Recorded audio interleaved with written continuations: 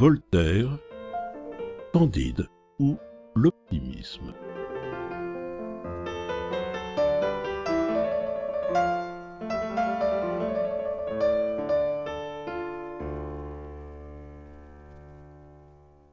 Chapitre 1.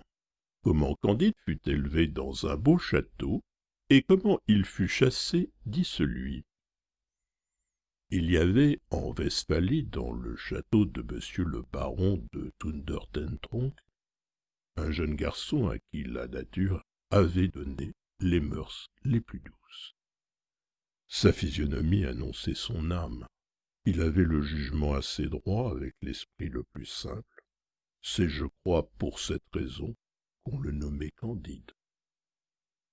Les anciens domestiques de la maison soupçonnaient qu'il était fils de la sœur de monsieur le baron et d'un bon et honnête gentilhomme du voisinage, que cette demoiselle ne voulut jamais épouser parce qu'il n'avait pu prouver que 71 quartiers, et que le reste de son arbre généalogique avait été perdu par l'injure du temps. Monsieur le baron était un des plus puissants seigneurs de la Westphalie, car son château avait une porte et des fenêtres. Sa grande salle même était ornée de tapisseries. Tous les chiens de ses basses-cours composaient une meute dans le besoin. Ses palefreniers étaient ses piqueurs. Le vicaire du village était son grand aumônier. Ils l'appelaient tous monseigneur, et ils riaient quand il faisait des comptes. Madame la baronne, qui pesait environ 350 livres, s'attirait par là une très grande considération, et faisait les honneurs de la maison avec une dignité qui la rendait encore plus respectable. Sa fille, Cunégonde, âgée de 17 ans, était haute en couleur, fraîche, grasse, appétissante. Le fils du baron paraissait en tout digne de son père.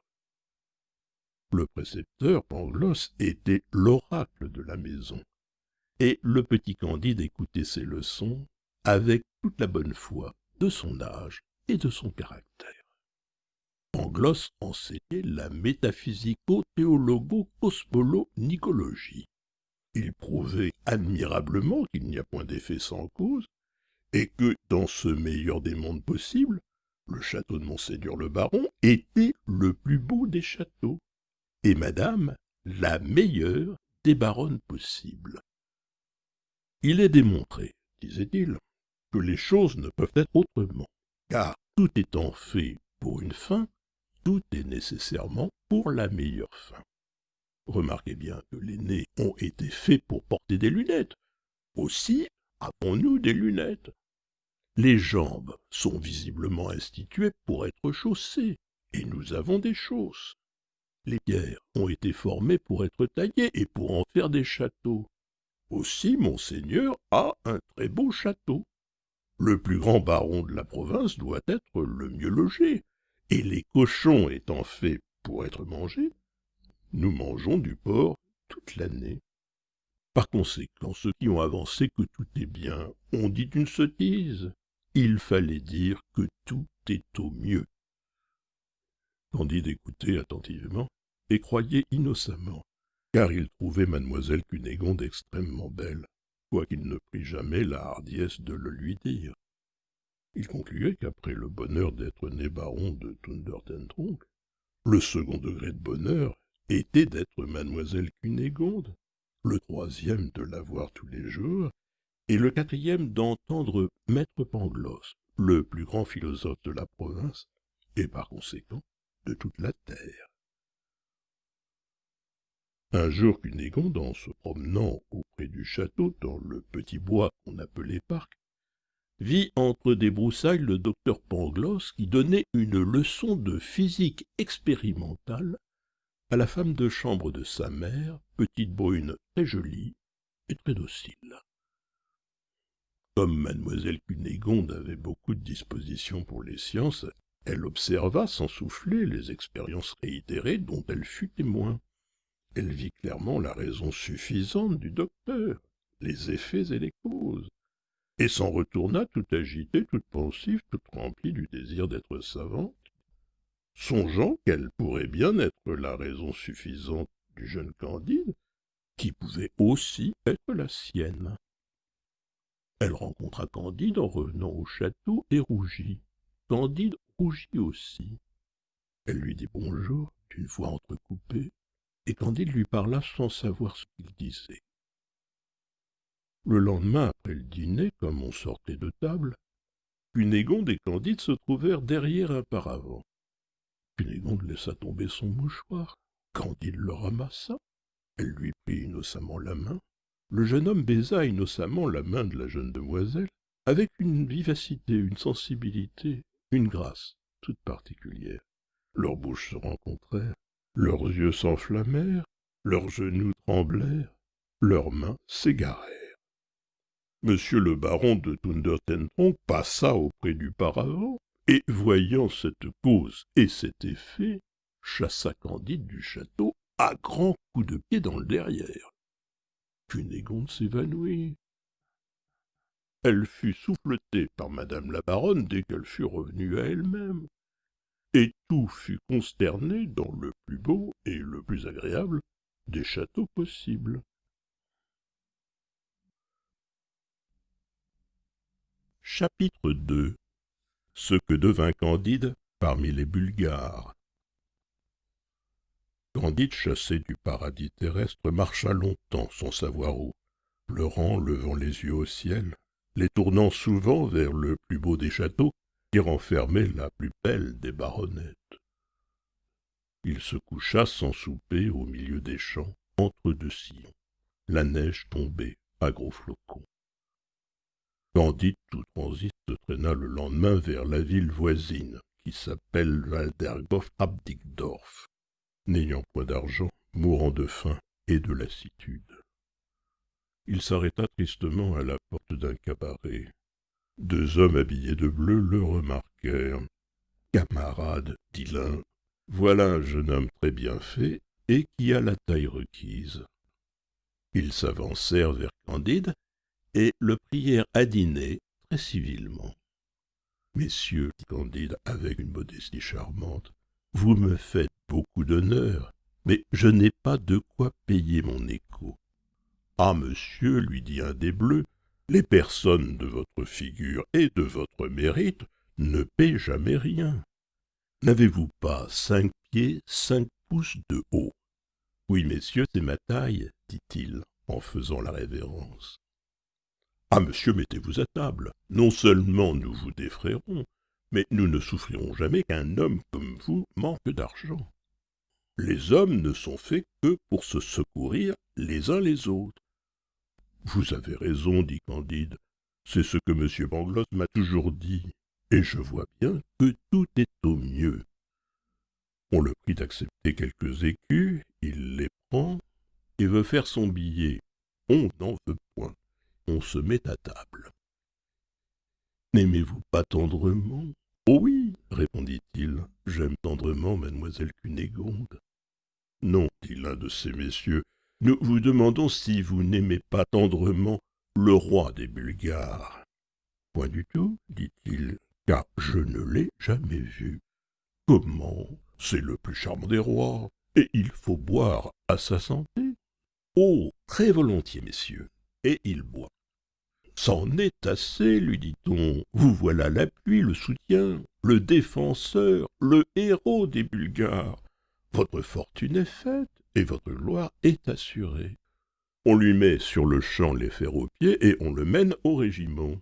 On le fait tourner à droite, à gauche, hausser la baguette, remettre la baguette, coucher en joue, tirer, doubler le pas, et on lui donne 30 coups de bâton. Le lendemain, il fait l'exercice un peu moins mal, et il ne reçoit que 20 coups. Le surlendemain, on ne lui en donne que 10, et il est regardé par ses camarades comme un prodige. Candide, tout stupéfait, ne démêlait pas encore trop bien comment il était un héros.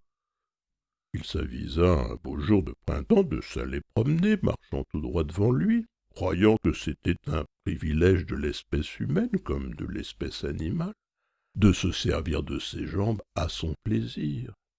Il n'eut pas fait 2 lieues que voilà 4 autres héros de 6 pieds qui l'atteignent, qui le lient, qui le mènent dans un cachot. On lui demanda juridiquement ce qu'il aimait le mieux, d'être fustigé 36 fois par tout le régiment, ou de recevoir à la fois 12 balles de plomb dans la cervelle. Il eut beau dire que les volontés sont libres et qu'il ne voulait ni l'un ni l'autre, il fallut faire un choix. Il se détermina, en vertu du don de Dieu qu'on nomme liberté, à passer 36 fois par les baguettes. Il essuya 2 promenades. Le régiment était composé de 2000 hommes, cela lui composa 4000 coups de baguette, qui, depuis la nuque du cou jusqu'au cul, lui découvrirent les muscles et les nerfs. Comme on allait procéder à la 3e course, Candide, n'en pouvant plus, demanda en grâce qu'on voulût bien avoir la bonté de lui casser la tête. Il obtint cette faveur. On lui bande les yeux, on le fait mettre à genoux. Le roi des Bulgares passe dans ce moment, s'informe du crime du patient, et comme ce roi avait un grand génie, il comprit par tout ce qu'il apprit de Candide que c'était un jeune métaphysicien fort ignorant des choses de ce monde, et il lui accorda sa grâce avec une clémence qui sera louée dans tous les journaux et dans tous les siècles. Un brave chirurgien guérit Candide en 3 semaines avec les émollients enseignés par Dioscoride. Il avait déjà un peu de peau et pouvait marcher, quand le roi des Bulgares livra bataille au roi des Avars. Chapitre 3.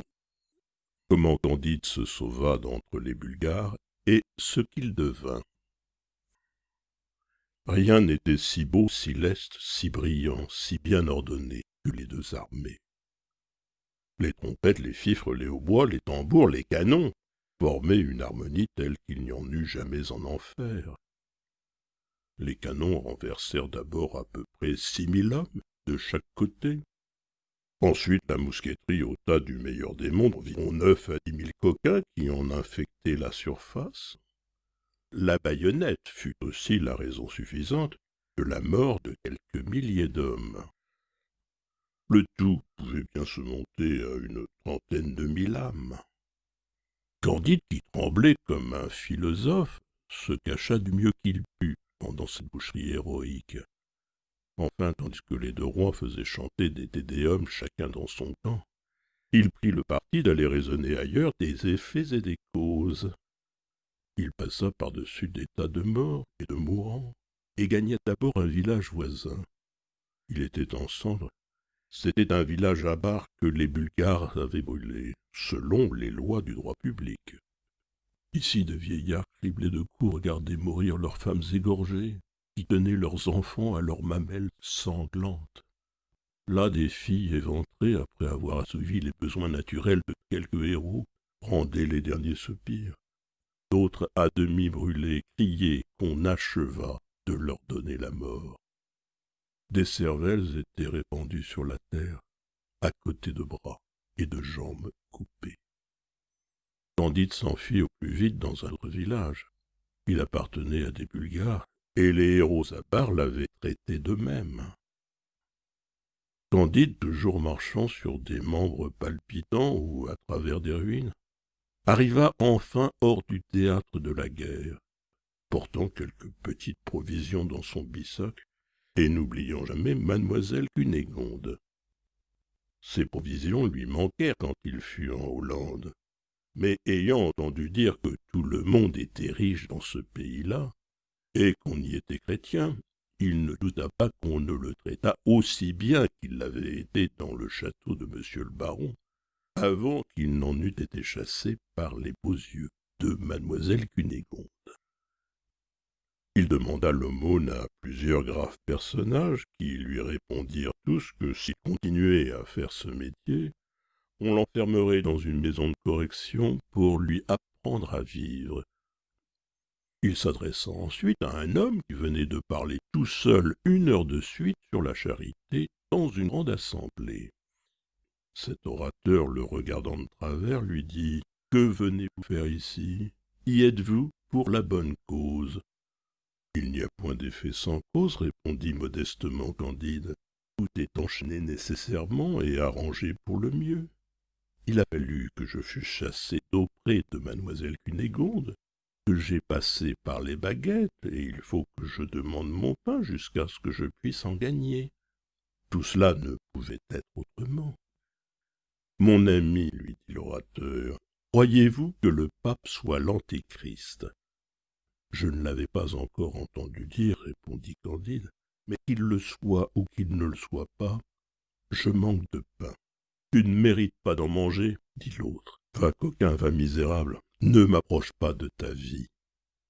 La femme de l'orateur, ayant mis la tête à la fenêtre et avisant un homme qui doutait que le pape fût antéchrist, lui répondit sur le chef un plein « Ô ciel! À quel excès se porte le zèle de la religion dans les dames !» Un homme qui n'avait point été baptisé, un bon anabaptiste nommé Jacques, vit la manière cruelle et ignominieuse dont on traitait ainsi un de ses frères, un être à 2 pieds sans plume qui avait une âme. Il l'amena chez lui, le nettoya, lui donna du pain et de la bière, lui fit présent de 2 florins, et voulut même lui apprendre à travailler dans ses manufactures aux étoffes de Perse qu'on fabrique en Hollande. Candide, se prosternant presque devant lui, s'écriait « Maître Pangloss me l'avait bien dit que tout est au mieux dans ce monde, car je suis infiniment plus touché de votre extrême générosité que de la dureté de ce monsieur à manteau noir et de madame son épouse. » Le lendemain, en se promenant, il rencontra un gueux tout couvert de pustules, les yeux morts, le bout du nez rongé, la bouche de travers, les dents noires, et parlant de la gorge tourmentée d'une toux violente, et crachant une dent à chaque effort. Chapitre 4. Comment Candide rencontra son ancien maître de philosophie, le docteur Pangloss, et ce qui en advint. Candide, plus ému encore de compassion que d'horreur, donna à cet épouvantable gueux les 2 florins qu'il avait reçus de son honnête anabaptiste Jacques. Le fantôme le regarda fixement, versa des larmes et sauta à son cou. Candide, effrayé, recule. « Hélas, dit le misérable à l'autre misérable, ne reconnaissez-vous plus votre cher Pangloss? Qu'entends-je? Vous, mon cher maître, vous dans cet état horrible? Quel malheur vous est-il donc arrivé? Pourquoi n'êtes-vous plus dans le plus beau des châteaux, qu'est devenue mademoiselle Cunégonde, la perle des filles, le chef-d'œuvre de la nature? » « Je n'en peux plus, dit Pangloss. Aussitôt Candide le mena dans l'étable de l'anabaptiste, où il fit manger un peu de pain.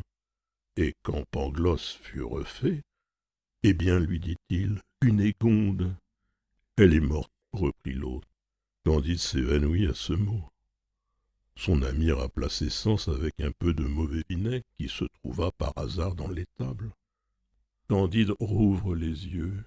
Cunégonde est morte? Ah, meilleur des mondes, où êtes-vous? Mais de quelle maladie est-elle morte? Ne serait-ce point de m'avoir vu chasser du beau château de monsieur son père, à grands coups de pied? Non, dit Pangloss, elle a été éventrée par des soldats bulgares, après avoir été violée autant qu'on peut l'être. Ils ont cassé la tête à monsieur le baron qui voulait la défendre. Madame la baronne a été coupée en morceaux. Mon pauvre pupitre était précisément comme sa sœur. Et quant au château, il n'est pas resté pierre sur pierre. Pas une grange, pas un mouton, pas un canard, pas un arbre. Mais nous avons été bien vengés, car les avares en ont fait autant dans une baronnie voisine qui appartenait à un seigneur bulgare. » À ce discours, Candide s'évanouit encore, mais revenu à soi et ayant dit tout ce qu'il devait dire, il s'enquit de la cause et de l'effet, et de la raison suffisante qui avait mis Pangloss dans un si piteux état. « Hélas, dit l'autre, c'est l'amour. L'amour, le consolateur du genre humain, le conservateur de l'univers, l'âme de tous les êtres sensibles, le tendre amour. Hélas, dit Candide, je l'ai connu, cet amour, ce souverain des cœurs, cette âme de notre âme. il ne m'a jamais valu qu'un baiser et 20 coups de pied au cul. Comment cette belle cause a-t-elle pu produire en vous un effet si abominable ?» Pangloss répondit en ces termes. « Oh, mon cher Candide, vous avez connu Paquette, cette jolie suivante de notre auguste baronne. J'ai goûté dans ses bras les délices du paradis, qui ont produit ces tourments d'enfer dont vous me voyez dévoré. Elle en était infectée, elle en est peut-être morte. » Paquette tenait ce présent d'un cordelier très savant qui avait remonté à la source, car il l'avait eu d'une vieille comtesse, qui l'avait reçu d'un capitaine de cavalerie, qui le devait à une marquise, qui le tenait d'un page, qu'il avait reçu d'un jésuite, qui, étant novice, l'avait eu en droite ligne d'un des compagnons de Christophe Colomb. Pour moi, je ne le donnerai à personne, car je me meurs. « Ô Pangloss !» s'écria Candide, « voilà une étrange généalogie. N'est-ce pas le diable qui en fut la souche ?» « Point du tout, » répliqua ce grand homme, « c'était une chose indispensable dans le meilleur des mondes, un ingrédient nécessaire. Car si Colomb n'avait pas attrapé dans une île de l'Amérique cette maladie qui empoisonne la source de la génération, qui souvent même empêche la génération, et qui est évidemment l'opposé du grand but de la nature, nous n'aurions ni le chocolat, ni la cochenille. Il faut encore observer que jusqu'aujourd'hui, dans notre continent, cette maladie nous est particulière, comme la controverse. Les Turcs, les Indiens, les Persans, les Chinois, les Siamois, les Japonais ne la connaissent pas encore. Mais il y a une raison suffisante pour qu'ils la connaissent à leur tour dans quelques siècles. En attendant, elle a fait un merveilleux progrès parmi nous, et surtout dans ces grandes armées composées d'honnêtes stipendiaires bien élevés qui décident du destin des États. On peut assurer que quand 30 000 hommes combattent en bataille rangée contre des troupes égales en nombre, il y a environ 20 000 vérolés de chaque côté. Voilà qui est admirable, dit Candide, mais il faut vous faire guérir. Et comment le puis-je, dit Pangloss? Je n'ai pas le sou, mon ami. Et dans toute l'étendue de ce globe, on ne peut ni se faire saigner ni prendre un lavement sans payer ou sans qu'il y ait quelqu'un qui paie pour nous. Ce dernier discours détermina Candide. Il alla se jeter aux pieds de son charitable anabaptiste Jacques et lui fit une peinture si touchante de l'état où son ami était réduit que le bonhomme n'hésita pas à recueillir le docteur Pangloss. Il le fit guérir à ses dépens. Pangloss dans la cure ne perdit qu'un œil et une oreille. Il écrivait bien et savait parfaitement l'arithmétique. L'anabaptiste Jacques en fit son teneur de livres. Au bout de 2 mois, étant obligé d'aller à Lisbonne pour les affaires de son commerce, il mena dans son vaisseau ces 2 philosophes. Pangloss lui expliqua comment tout était on ne peut mieux. Jacques n'était pas de cet avis. Il faut bien, disait-il, que les hommes aient un peu corrompu la nature, car ils ne sont point nés loups, et ils sont devenus loups. Dieu ne leur a donné ni canon de 24 ni baïonnettes, et ils se sont fait des baïonnettes et des canons pour se détruire. Je pourrais mettre en ligne de compte les banqueroutes, et la justice qui s'empare des biens des banqueroutiers pour en frustrer les créanciers. Tout cela était indispensable, répliquait le docteur Borgne, et les malheurs particuliers font le bien général, de sorte que plus il y a de malheurs particuliers, et plus tout est bien. Tandis qu'il raisonnait, l'air s'obscurcit, les vents soufflèrent des 4 coins du monde, et le vaisseau fut assailli de la plus horrible tempête à la vue du port de Lisbonne. Chapitre 5. Tempête, naufrage, tremblement de terre, et ce qui advint du docteur Pangloss, de Candide et de l'anabaptiste Jacques. La moitié des passagers, affaiblis, expirant de ces angoisses inconcevables que le roulis d'un vaisseau porte dans les nerfs et dans toutes les humeurs du corps, agités en sens contraire, n'avaient pas même la force de s'inquiéter du danger. L'autre moitié jetait des cris et faisait des prières. Les voiles étaient déchirées, les mâts brisés, le vaisseau entr'ouvert. Travailler qui pouvait, personne ne s'entendait, personne ne commandait. L'anabaptiste aidait un peu à la manœuvre, il était sur le tillac. Un matelot furieux le frappe rudement et l'étend sur les planches. Mais du coup qu'il lui donna, il eut lui-même une si violente secousse qu'il tomba hors du vaisseau, la tête la première. Il restait suspendu et accroché à une partie de mât rompu. Le bon Jacques court à son secours, l'aide à remonter, et de l'effort qu'il fait, il est précipité dans la mer, à la vue du matelot qui le laissa périr, sans daigner seulement le regarder. Candide approche, voit son bienfaiteur qui reparaît un moment, et qui est englouti pour jamais. Il veut se jeter après lui dans la mer. Le philosophe Pangloss l'en empêche, en lui prouvant que la rade de Lisbonne avait été formée exprès pour que cet anabaptiste s'y noyât. Tandis qu'il le prouvait a priori, le vaisseau s'en trouve. Tout périt, à la réserve de Pangloss, de Candide et de ce brutal de matelot qui avait noyé le vertueux anabaptiste. Le coquin nagea heureusement jusqu'au rivage, où Pangloss et Candide furent portés sur une planche. Quand ils furent revenus un peu à eux, ils marchèrent vers Lisbonne. Il leur restait quelque argent avec lequel ils espéraient se sauver de la faim après avoir échappé à la tempête. À peine ont-ils mis le pied dans la ville, en pleurant la mort de leur bienfaiteur, ils sentent la terre trembler sous leurs pas. La mer s'élève en bouillonnant dans le port et brise les vaisseaux qui sont à l'ancre. Des tourbillons de flammes et de cendres couvrent les rues et les places publiques. Les maisons s'écroulent, les toits sont renversés sur les fondements, et les fondements se dispersent. 30 000 habitants de tout âge et de tout sexe sont écrasés sous des ruines. Le matelot disait en sifflant et en jurant, « Il y aura quelque chose à gagner ici. » Quelle peut être la raison suffisante de ce phénomène, disait Pangloss. Voici le dernier jour du monde, s'écriait Candide. Le matelot court incontinent au milieu des débris, affronte la mort pour trouver de l'argent, en trouve, s'en empare, s'enivre, et ayant cuvé son vin, achète les faveurs de la première fille de bonne volonté qu'il rencontre, sur les ruines des maisons détruites et au milieu des mourants et des morts. Pangloss le tirait cependant par la manche. « Mon ami, lui disait-il, cela n'est pas bien.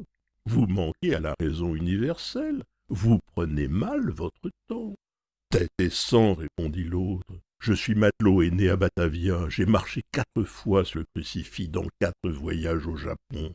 Tu as bien trouvé ton homme avec ta raison universelle. » Quelques éclats de pierre avaient blessé Candide. Il était étendu dans la rue et couvert de débris. Il disait à Pangloss, « Hélas, procure-moi un peu de vin et d'huile, je me meurs. » Ce tremblement de terre n'est pas une chose nouvelle, répondit Pangloss. La ville de Lima éprouva les mêmes secousses en Amérique l'année passée. Même cause, mêmes effets. Il y a certainement une traînée de soufre sous terre depuis Lima jusqu'à Lisbonne. Rien n'est plus probable, dit Candide, mais pour Dieu, un peu d'huile et de vin. Comment probable, répliqua le philosophe. Je soutiens que la chose est démontrée. Candide perdit connaissance, et Pangloss lui apporta un peu d'eau d'une fontaine voisine. Le lendemain, ayant trouvé quelques provisions de bouche, en se glissant à travers des décombres, ils réparèrent un peu leurs forces. Ensuite, ils travaillèrent comme les autres à soulager les habitants échappés à la mort.